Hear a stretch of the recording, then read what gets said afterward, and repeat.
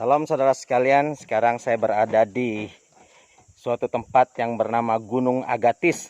Saya tidak tahu apakah ini layak disebut gunung karena saya belum menyelidikinya beda antara bukit dan gunung itu apa. Tapi saudara, saya ada di satu tempat yang bernama Gunung Agatis. Jadi saudara harus datang ke sini untuk melihat-lihat apa itu.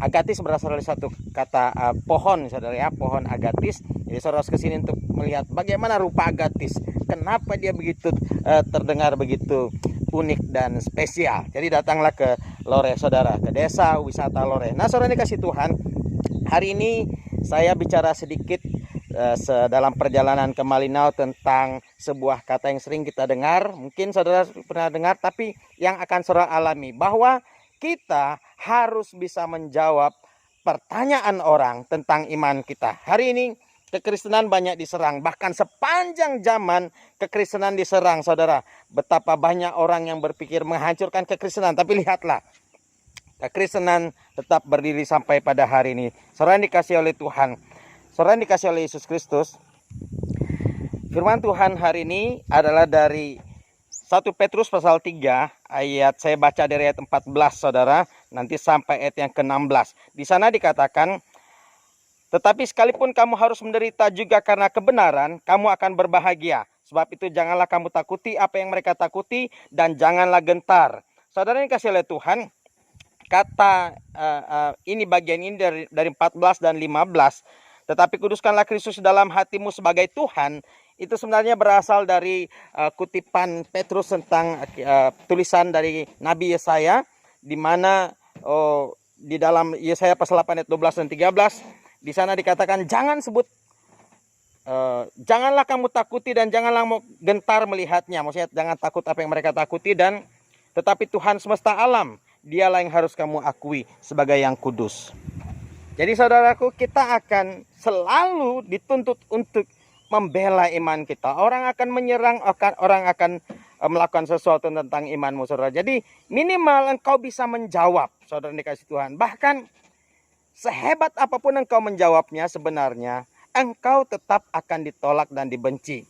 Semisal Polikarpus, saudara, dia adalah, saya lupa apakah dia uskup dari Smyrna, saudara, pada awal-awal kekristenan ketika Kekaisaran Roma.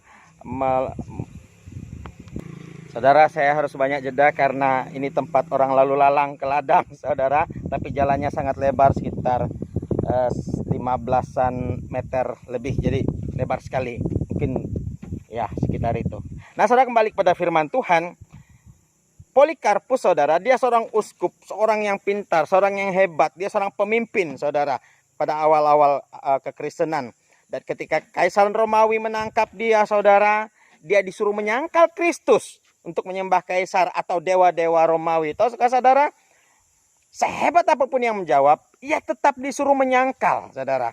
Saudara kekasih Tuhan, roh antikristus selalu menyuruh Anda menyangkal Yesus Kristus. Demikian kata 1 Yohanes. Kemudian saudara, ketika itulah Polikarpus menjawab, Yesus tidak pernah mengecewakan saya selama 80 tahun ini.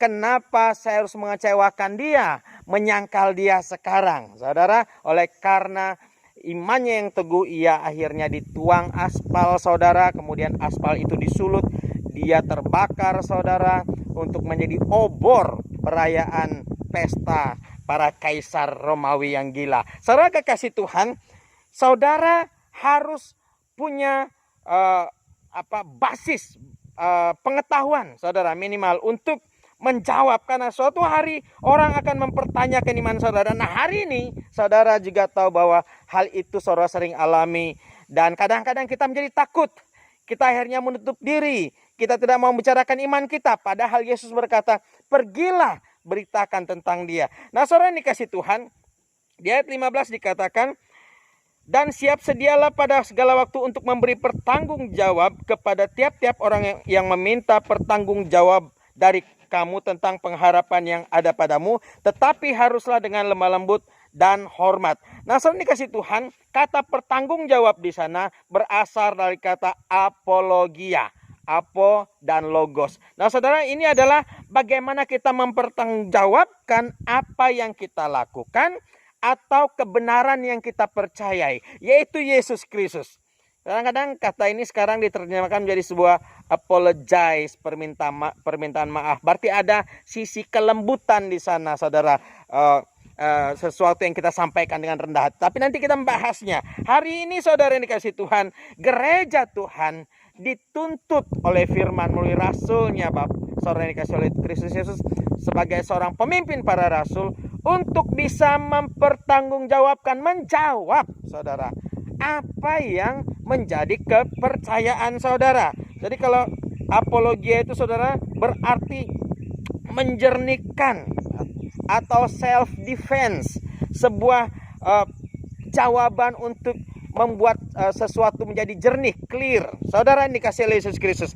Jadi saudara, ketika orang mempertanyakan imanmu, jawablah untuk menjernihkan keadaannya. Saudara, seorang tokoh gereja hari ini, seorang pemimpin bernama Stott, saudara, berkata seperti ini. Kita tidak bisa menjawab arogansi intelektual seseorang. Kita menjawab integritas intelektualnya. Semua orang kadang-kadang mempertanyakan untuk menunjukkan kehebatannya saja, untuk menunjukkan kesalahan saja. Itu orang-orang yang kekanak-kanakan secara intelektual, saudara. Jadi saudara, jangan terpancing ke masalah arogansi intelektual seorang. Berusaha menjawab apa adanya. Kalau dia terus mengolok saudara, suruh diam saja. Karena saudara berbahagia, kata firman Tuhan, karena turut ambil bagian dalam penderitaan Kristus yang dihina dan disalibkan. Saudara bayangkan apa yang Yesus alami, saudara. Saudara kasih Tuhan, salah satu hamba Tuhan yang rendah hati menceritakan kisah ini seperti, saudara bayangkan ketika Yesus diolok-olok, ketika dia disalibkan, saudara, untuk membela, untuk menyatakan, ayo buktikan kamu Mesias, buktikan kamu Tuhan, kamu turun dari salib itu maka kami akan menyembah engkau. Saudara bayangkan, saudara, kalau itu adalah Anda dan saya, yang nanti kita akan bahas ke sana, saudara. Seandainya Yesus menatap ke langit ketika disalibkan karena dia diolok-olok, turun dari sana kami percaya. Dia permisi kepada bapak-bapak, izinkan aku turun sebentar. Saudara, dia lepas mungkin pakunya dengan pura-pura kesakitan, lalu turun dan berkata, ayo, siapa yang tadi ngolok? Ayo, siapa yang tadi tanya? Dia ketok-ketok kepala mereka, kemudian kembali naik ke salib, saudara. Saudara dikasih Tuhan, saudara, tetap saja mereka tidak akan percaya, dan Yesus tidak akan mau melakukannya. Karena dengan disalibkanlah, saudara, menghadapi semua penghinaanlah, ia melunaskan semua hutang dosa kita. Itu sebabnya Yesus tidak turun dari salib. Saudara yang dikasih oleh Tuhan, pembelaan imanmu memang tidak akan pernah memuaskan hati orang yang berusaha menjatuhkan engkau, saudara. Mempertanyakan imanmu, tetapi minimal engkau bisa menjawab, menjernihkan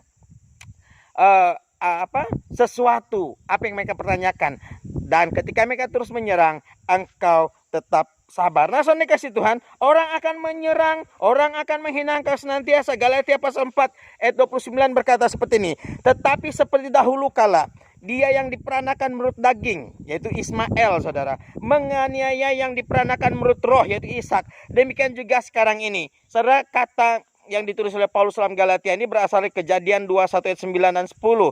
Ketika pada waktu itu Sarah melihat bahwa anak yang dilahirkan Hagar, Ismail, saudara, perempuan Mesir itu bagi Abraham, sedang main dengan anaknya sendiri Ishak. Kata main di sana seperti yang saya pernah bahas, itu bukan bercanda, berlarian dan sebagainya. Ini mock, saudara. Ini mengejek, menghina, bahkan lebih jelas lagi kata Paulus, menganiaya, saudara dikasih Tuhan. Sesuatu pernyataan-pernyataan kasar yang pada dasarnya untuk menghancurkan, menjatuhkan. Demikian juga hari ini, saudara. Sebaik apapun saudara menjawab, saudara akan terus dihina. Nah, itu sebabnya ketika kita mempertanggungjawabkan iman kita, berapologia, saudara, saudara harus mempunyai ini. Firman Tuhan katakan bahwa tetapi kuduskanlah Kristus dalam hatimu sebagai Tuhan. Yang pertama, saudara, saudara harus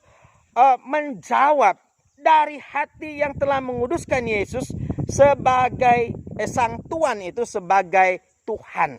Saudara, kata menguduskan berasal kata hallowed.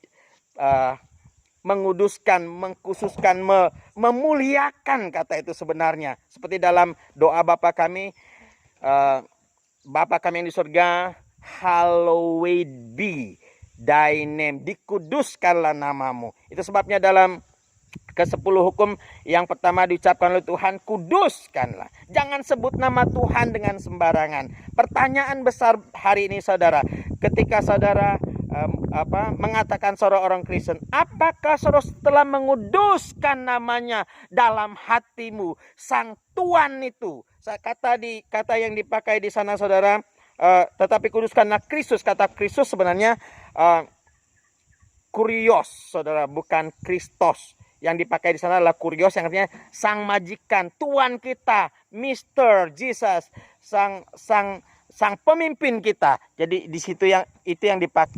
Jadi saudara, pernyataannya sebenarnya adalah kita sudah menguduskan sang Tuhan, sang kurios sebagai Theos kita, sebagai Tuhan kita, sebagai pemilik kita, sebagai Allah kita. Jadi saudara dikasih Tuhan, pertanyaan terbesar bagi saudara yang hari ini berpikir untuk menjawab dari iman. Saya harus kadang-kadang berhenti karena ada jemaat yang lewat, saudara, ke ladang. Karena banyak yang sekarang jemaat banyak tinggal di kebun, saudara. Mereka membangun pondok untuk tinggal di sana untuk mengantisipasi COVID-19. Nah, saudara yang kasih Tuhan, kita lanjutkan. Itu sebabnya saudara harus sungguh-sungguh memastikan bahwa Yesus. Jadi saudara-saudara yang dikasih oleh Tuhan, saudara harus memastikan bahwa Yesus telah menjadi Tuhan bagi saudara, menjadi pemilik hidup saudara. Saudara sudah menguduskan Dia, memuliakan Dia. Saudara yang dikasih oleh Yesus Kristus. Itu perlunya saudara. Itu sebabnya saya selalu mengatakan gereja perlu pemuridan. Saudara. Gereja perlu, jemaat perlu diajarkan spesifik tentang imannya, saudara. Perlu ada kelas-kelas pemuridan. Satu hari saya bertemu pemimpin, salah satu pemimpin yang sangat dihormati di organisasi kita, saudara. Kami bercerita tentang pemuridan dan kemudian dia katakan seperti ini, benar Pak Pendeta, bahwa sejak gereja kita mulai membatasi keterlibatan kaum awam dalam pelayanan. Dulu saya ingat orang-orang tua kami ikut kursus Alkitab PTE, saudara, pendidikan teologi ekstensi. Saya lupa. Ayah saya kadang-kadang biasanya berkhotbah di kelompok doa dan sebagainya, saudara dikasih Tuhan. Nah, kemudian pemimpin gereja itu berkata pada saya, Pak Gembala, Pak Pendeta, setelah pemimpin gereja itu berkata bahwa setelah keterlibatan kaum awam dibatasi, saudara, akhirnya organisasi ini mengalami kemunduran. Saya ikut berbagai pertemuan beberapa waktu lalu, saudara, secara nasional, di mana dilaporkan puluhan ribu, saudara, yang meninggalkan organisasi ini. Saudara dikasih oleh Kristus Yesus, perlu pemuridan supaya jemaat kita minimal bisa menjelaskan apa yang ia percayai, atau saudara, kalau perlu ia bisa melayani lebih efektif dalam kehidupannya, di pekerjaannya dan sebagainya. Ia bisa membawa jiwa kepada Tuhan. Saudara, ada sebuah kisah tentang seorang saksi yang dibawa dalam sebuah pengadilan karena mereka mengatakan itu temannya. Jadi hakim bertanya, saudara, apakah benar saudara mengenal terdakwa ini? Kemudian saksi itu menjawab, tidak Pak, tidak yang mulia, katanya. Loh, katanya saudara kenal dengan tersangka. Oh, tidak Pak. Kalau kodir saya kenal, kalau terdakwa saya tidak kenal, katanya. Saudara, saksi yang aneh seperti ini kadang-kadang hari ini banyak sebenarnya dalam gereja. Karena apa? Kurangnya pemuridan. Saudara kekasih Tuhan, mari memuliakan Yesus dalam hatimu. Mari taruh Dia dalam tempat yang tertinggi, prioritas terbaik dalam hidup. Maka engkau akan diberi karunia untuk mendapat penjelasan dari Roh Tuhan. Karena Tuhan berkata, Roh yang Dia utus itu yang akan membimbing engkau ke dalam seluruh kebenaran. Saudara kekasih Kristus, mari muliakan Tuhan dalam hatimu.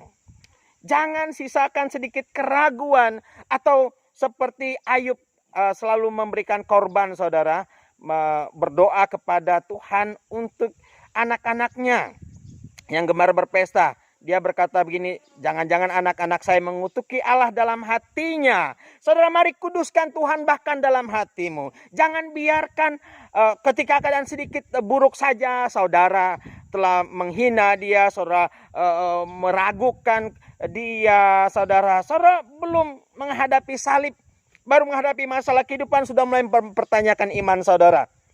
Sudah mulai mengutuk Yesus, sudah mulai marah-marah dengan Dia. Apalagi salib, apalagi dibakar, saudara.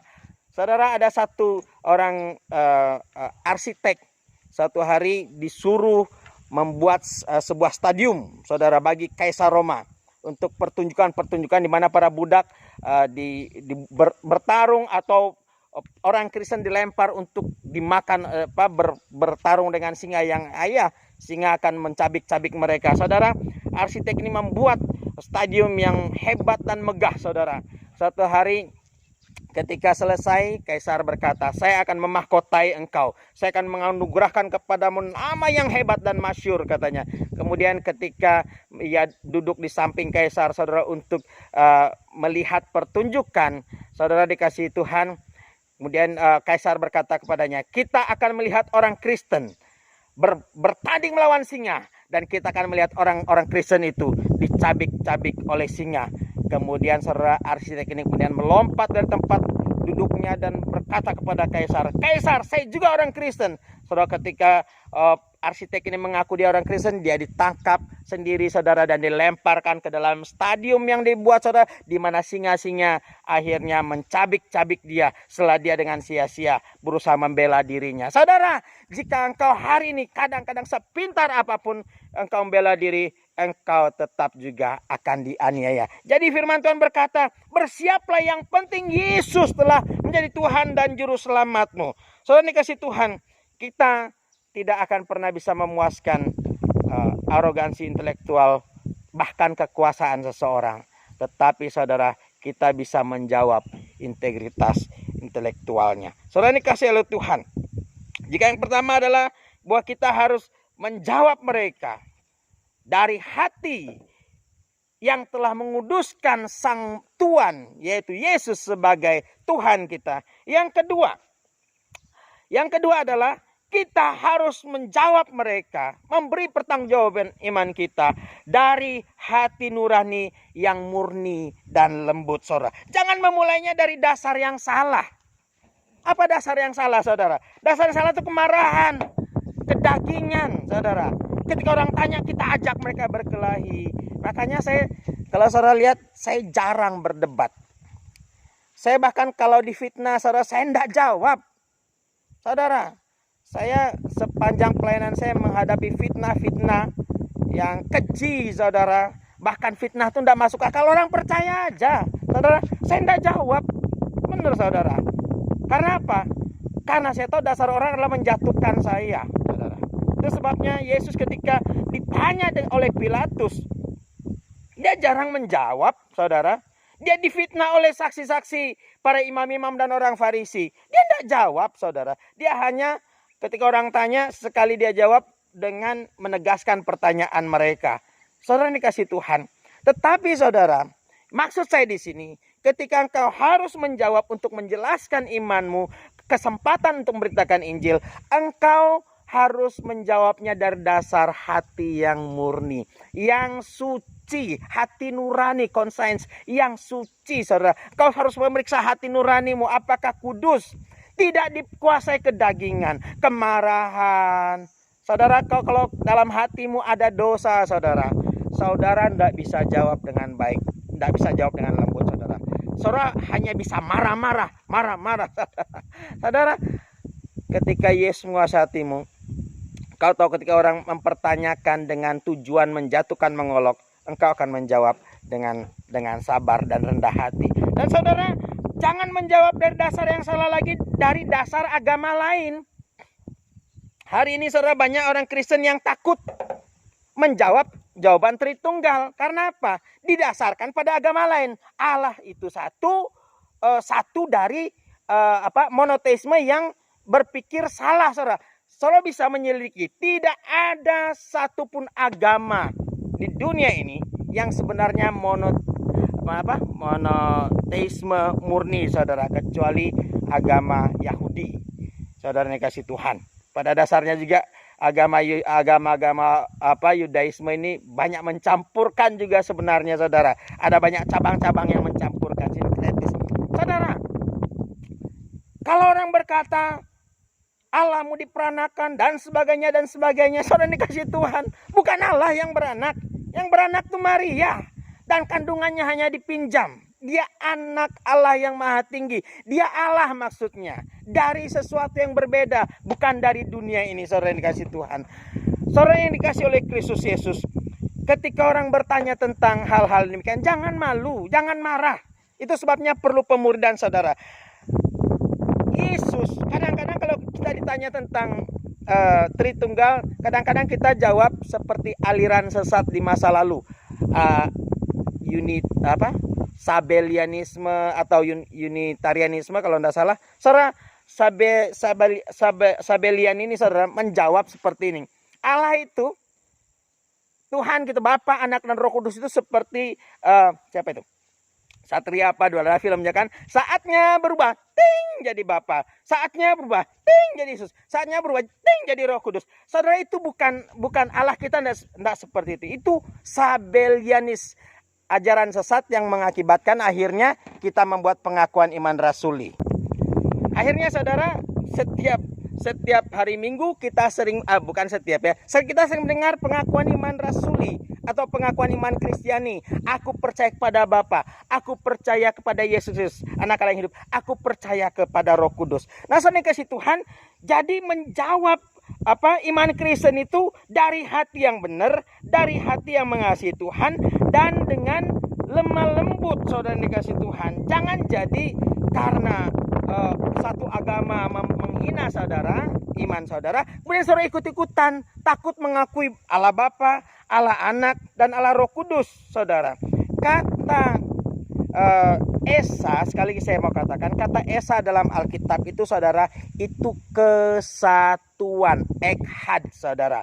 Jadi maksudnya begini, tidak ada dewa laut, tidak ada dewa gunung, tidak ada dewa api, tidak ada dewa matahari, tidak ada. Semuanya di bawah kekuasaan Allah Bapa, Allah Anak, dan Roh Kudus, saudara dikasih Tuhan. Kalau saudara kembali ke Kejadian pasal 1 ayat 1 dan 2. Di sana dikatakan, pada mulanya Allah menciptakan langit dan bumi. Kemudian bumi belum berbentuk dan kosong. Bumi belum berbentuk dan kosong, tapi roh Allah melayang-layang di atas permukaan laut. Ada dua pribadi sekarang, yaitu Allah, kemudian sekarang roh Tuhan. Ya. Yang ketiga, kemudian berfirmanlah Allah, saudara. Nah, di sana ketika saudara kembali kepada Yohanes, Injil Yohanes 1 ayat 1, pada mulanya adalah firman, firman itu bersama-sama dengan Allah, dan firman itu adalah Allah, the word, firman yang menjelma menjadi manusia. Jadi saudara tidak perlu takut ketika menjawabnya, dari Kejadian sudah ada, saudara, bahwa Allah kita itu adalah satu kesatuan. Nah, saudara, jadi orang menghinanya tidak apa-apa, karena memang tujuannya menjatuhkan saudara. Yang saudara perlu adalah saudara mempercayainya, meneguhkan hati saudara dengan iman. Oleh karena Yesus Kristus telah menebus saudara, itu sudah lebih dari cukup, saudara. Saudara, sejelas apapun kau menjelaskannya, saudara, tetap saja orang akan menghina engkau. Saudara, itulah yang dimaksud. Jadi Bapa, Yesus, dan Roh Kudus, Allah Tuhan dan semuanya, surga ke, Dia yang berkuasa, bahkan neraka. Kadang-kadang kita salah kan, saudara. Ada yang mengatakan bahwa iblis adalah penguasa neraka. Oh, saudara, nanti iblis akan dibuang ke neraka, saudara.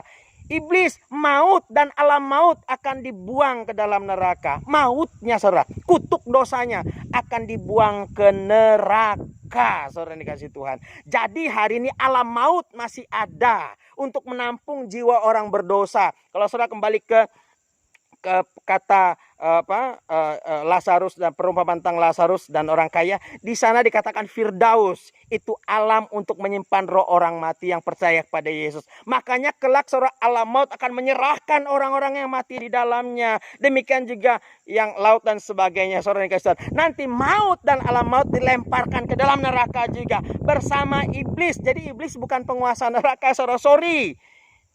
Neraka penguasanya adalah Tuhan, yang membuat neraka adalah Tuhan. Iblis tidak berkuasa atasnya karena dia dihukum di sana. Kalau dia berkuasa atasnya, jadi iblis dihukum di mana dong? Nah, selain dikasih Tuhan, dia Allah yang berkuasa atas surga, neraka, laut, langit, bumi dan segalanya. Itu Allah kita. Bukan terbagi bagi, ada yang dewa laut lah, ada yang dewa apa lagi? Segala macam, saudara. Itu yang dimaksud dengan Allah kita. Allah yang hidup. Saudara yang dikasih Tuhan, kata yang dipakai di sana dikatakan, dan dengan hati nurani yang murni, supaya mereka yang memfitnah kamu karena hidupmu yang saleh dalam Kristus menjadi malu karena fitnahan mereka itu. Kata yang di sana, saudara, kata fitnah itu berarti umpat, slander, umpat, fitnah, pengumpat, saudara. Perkataan yang keji, kotor. Sering kita dengar kata keji dalam Alkitab, bahkan buku nyanyian him kita kan. Keji itu artinya kotor, saudara. Hina, rendah, sangat rendah artinya keji, saudara. Jadi kalau Allah berkata itu keji, berarti itu sangat rendah, menjijikkan bagi Allah. Jengkel, apalagi cercaan, makian, saudara. Atau tuduhan palsu, lebih jelasnya. Saudara, orang akan membuat berbagai pernyataan-pernyataan, saudara, untuk menyerang iman kita. Semuanya palsu, saudara. Berasal dari roh antikristus, saudara. Yang sejak zaman dulu, roh antikristus ini sudah bekerja. Dan di akhir zaman nanti, maka ada satu pribadi. Semua pengajaran itu berwujud pada satu orang yang dikuasai oleh iblis bernama Antikristus, penolak, pengganti Kristus. Dia selalu menolak Kristus, saudara. Saudara tahu rohnya sekarang bekerja makin giat. Dia menyangkal Allah Bapa, kata firman Tuhan dalam 1 Yohanes. Dia juga menyangkal Yesus Allah Anak. Dan firman Tuhan berkata, ciri-ciri Antikristus adalah pengajaran yang menyangkal baik Bapa maupun Anak, saudara. Ketika orang menyangkal Yesus, engkau tahu itu adalah roh Antikristus. Nah, saat dikasih Tuhan, ada satu peribahasa yang menolong kita mengerti hal ini. Umpatan tidak membunuh, puji tidak mengenyangkan. Maksudnya, saudara diumpat juga, itu saudara tidak akan mati sebenarnya. Tergantung sikap kita, saudara. Saya pernah mengalami keadaan-keadaan di bawah ancaman, segala macam, pelarangan, saudara dikasih Tuhan, pertanyaan. Tapi hal ini yang saya pegang, saudara, itu tidak membunuh saya. Walaupun mereka mengambil nyawa saya tidak mati selamanya. Saya ke surga, saudara. Saya bertemu Tuhan Yesus di Firdaus, dan kelak saya akan masuk dalam pesta anak domba. Setelah itu saya akan hidup di kerajaan 1000 tahun, kemudian di langit yang baru dan bumi yang baru, saudara. Nanti ketika langit yang baru dan bumi yang baru diciptakan, segala ini, saudara, termasuk gunung Agatisnya akan lenyap. Dalam Petrus berkata, segala unsur-unsur dunia, saudara. Unsur itu zat, saudara. Makanya sekali lagi saya katakan, Allah kita bukanlah zat, Allah kita roh. Roh tidak bisa disentuh. Makanya saya lucu kalau ada orang menakut-nakuti setan pakai kayu, pakai daun. Saudara, setan roh, dia tidak terpengaruh dengan api sekalipun, tidak terpengaruh dengan peluru sekalipun, saudara. Karena roh tidak dapat dimusnahkan, karena dia bukan benda materi. Semua ini materi, saudara. Roh itu sesuatu yang berbeda, yang berasal dari Allah, saudara. Sedangkan alam semesta dan segalanya itu materi zat, saudara. Itu akan lenyap. Nah, saudara dikasih Yesus Kristus. Itulah sebabnya ketika mereka memfitnah, saudara menjawab dengan lembut, akibatnya adalah mereka menjadi malu karena hidup Anda yang saleh. Kata saleh sebenarnya, saudara, adalah anastrofe, yang artinya sikap, behavior kita, perilaku kita. Diterjemahkan dalam King James itu sebagai conversation. Jadi jawaban kita diiringi perilaku yang baik, sikap yang baik. Kita tidak tersinggung, kita menjawab dengan ramah. Seperti kata Paulus. Ini bukan mudah bagi daging, saudara, menjawab dengan ramah. Oh, mari kita tunjukkan, saudara, ketika Martin Luther King Jr. membawa orang kulit hitam demo, saudara, ketika melawan rasialisme di Amerika, saudara. Orang-orang Afro-Amerikan itu berkata gini, ayo kita kuat. Bayangkan petinju-petinju hebat sekarang adalah orang kulit hitam, saudara. Ayo kita lawan dengan tenaga. Apa kata Martin Luther King Jr.? Dia berkata, kita melakukan apa yang Yesus katakan. Kita jangan balas jahat dengan jahat. Mari lawan dengan kelemah lembutan. Mari lawan dan pengetahuan. Suatu hari nanti, pidato Martin Luther King Jr. yang hebat sekali. I have a dream. Lagunya kan, I have a dream. Saudara, Martin Luther King Jr. berkata, I have a dream. Aku punya impian. Suatu hari nanti anak-anakku tidak dinilai berdasarkan warna kulit, tetapi berdasarkan bobot karakternya. Wah, luar biasa, saudara. Saudara dinilai berdasarkan bobot karakter saudara. Mari jawab pertanyaan yang mencoba menggoda daging saudara marah itu, saudara, dengan kelemah lembutan. Tapi saudara-saudara yang dikasihi oleh Tuhan, ingatlah, saudara akan tetap dipersalahkan. Karena masalahnya orang bukan bertanya untuk mendapat jawaban. Orang bertanya untuk mempersalahkan Anda. Saudara akan dipaksa untuk menyembah sesuatu. Satu hari nanti saudara akan disuruh menyangkal Kristus dan menyembah sesuatu. Kisahnya sama seperti kisah Nebukadnezar, saudara. Dia mengancam Sadrak, Mesak, dan Abednego, kalau kalian tidak sembah dewa yang saya buat ini, saya akan melemparkan kalian ke dalam api yang menyala-nyala. Saudara yang dikasih Tuhan. Oh saudara, orang boleh membakar tubuhmu, tapi tidak dengan imanmu, saudara. Saudara, ketika Nebukadnezar memaksa mereka untuk menyembah patung emas buatannya, Sadrak, Mesak, Abednego jawab gini, Tuhan, tidak ada gunanya jawab. Saudara, lihat ini. Tidak ada guna, saudara, menjawab orang. Karena dia memang memaksa untuk menyembah, bukan untuk meminta jawaban, saudara. Tidak ada gunanya menjawab. Kalau Allah yang kami sembah sanggup melepaskan kami dari tanganmu, dari api yang menyala-nyalani, ia akan melakukannya. Kalaupun tidak, mereka katakan, ingatlah, Nebukadnezar, kami tidak menjawab, kami tidak akan menyembah dewa Tuanku. Saudara, mereka tidak memakai kata baginda di sini, tidak memakai raja. Mereka memakai nama langsung, Nebukadnezar. Wah, berani sekali. Hai Nebukadnezar, oh Nebukadnezar, kalaupun kami tidak ditolong, kami tidak akan sembah, saudara. Bayangin betapa beraninya ketiga anak muda itu. Karena apa? Karena mereka tahu mereka hanya diminta untuk menyangkal imannya. Saudara, hari ini orang bertanya untuk membuat engkau menyangkal imanmu. Teguhlah, berkatalah seperti Polikarpus, katakan, setelah bertahun-tahun aku percaya Yesus, dia tidak mengecewakan saya. Kenapa saya harus menyangkal dia hari ini? Saudara, kita jawab dengan ramah. Tapi ingat, jawaban ramah pun tidak akan berarti apa-apa, karena mereka mau saudara meninggalkan Kristus. Bahkan teroris pun menjawab ramah, saudara. Mereka menjawab dengan ramah, tetapi pada akhirnya mereka membom saudara. Saudara kekasih Kristus Yesus Tuhan, hari ini ketika saudara dihadapkan dengan pertanyaan-pertanyaan yang hanya untuk menyudutkan saudara dalam iman, saudara tetaplah teguh. Punya hati nurani yang murni, saudara dikasih Tuhan. Lihat seperti yang dilakukan Martin Luther King Jr. Bahkan Gandhi, saudara, Mahatma Gandhi, ketika dia membawa bangsanya keluar dari penjajahan Inggris, saudara, dia bawa bangsanya untuk demo damai. Berdasarkan apa? Berdasarkan perkataan Yesus, kasihilah musuhmu dan jangan membalas kejahatan dengan kejahatan. Gandhi, saudara, walaupun dia tidak percaya Yesus, dia pakai ajaran Yesus dan dia memerdekakan bangsanya, saudara. Tapi satu hal yang Gandhi buat, dia tidak menghapus perbedaan ras, saudara. Masih ada kasta-kasta. Dia tidak berhasil. Dia hanya membawa bangsa itu keluar. Bayangkan, saudara, orang yang mempraktekkan firman Tuhan membawa bangsanya merdeka, saudara. Apalagi hari ini, ketika engkau percaya perkataan Yesus, firman-Nya, saudara, maka itu akan membuat engkau merdeka. Kamu akan menemukan kebenaran, dan kebenaran itu akan memerdekakan kamu.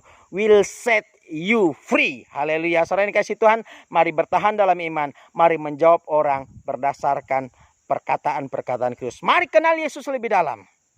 Makanya saya selalu berkata kepada saudara, mari belajar, tapi lebih banyak adalah kenalah pribadi Yesus. Karena dari sanalah firman Tuhan katakan, Yesus katakan, kamu jangan takut apa yang kamu harus jawab, karena Roh Kuduslah yang mengatakannya pada waktu itu. Itu sebabnya pembela-pembela Kristen saat ini, saudara, ketika mereka berbicara, saudara, mereka mendapat hikmat luar biasa dari Roh Kudus. Baik itu beberapa orang yang hari ini dihadapkan di pengadilan dan sebagainya. Saudara, satu hal yang saudara harus ingat, bahwa orang hanya ingin membuat saudara menyangkal Yesus.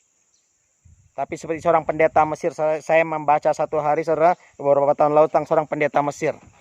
Saudara, satu hari pendeta Mesir ini keluar untuk pelayanan.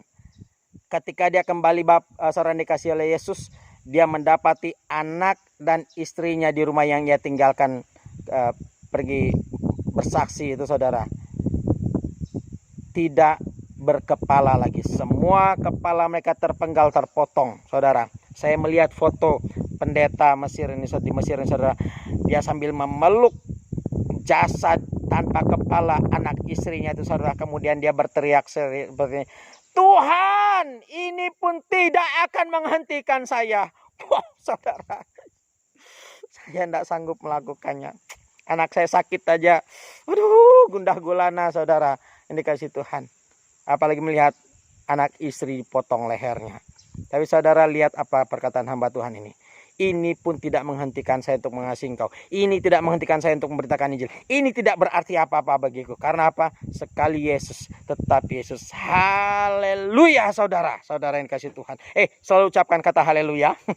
Karena saya menemukan kebenaran yang dahsyat tentang haleluya. Satu hari nanti saya akan sampaikan pada saudara. Kiranya firman Tuhan hari ini memberkati saudara, dan tetap teguh dalam Tuhan.